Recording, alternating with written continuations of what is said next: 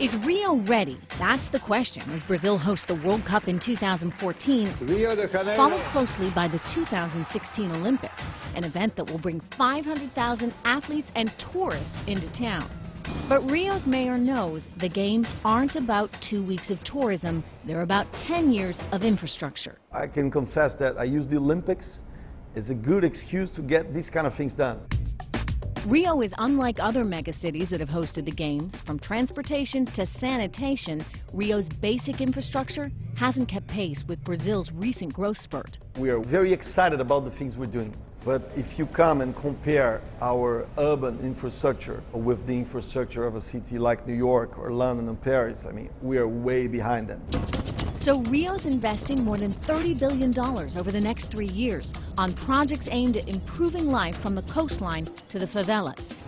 This construction site will house athletes during the Games, but afterwards will be turned into apartments.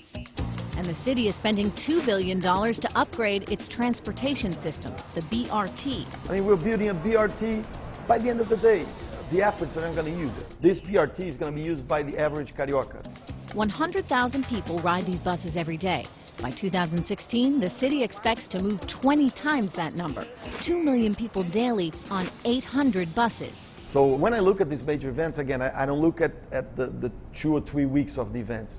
I look at what they will live for the city. Leonardo Greiner is the COO of the Rio 2016 Olympics. You wake up, it's the morning after in 2016. Is the economy still going to reap the rewards of what you've done?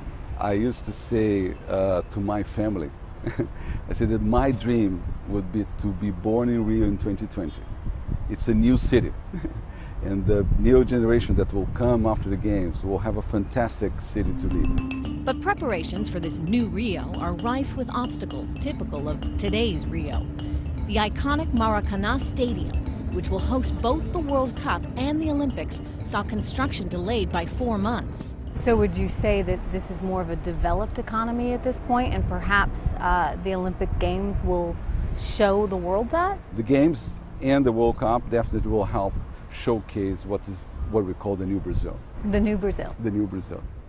Chris Gaffney, a local researcher studying the effects of the Games, is uncertain whether this new Brazil is possible. There's no evidence to suggest that what the Olympics are bringing in terms of infrastructure will have long-term benefits for the city. I'm not saying that things are perfect, that everything is ready. No, I mean, we've got lots of work to do. It's a very, very difficult task. It's not easy. I mean, I don't sleep. I probably won't sleep until December 16th.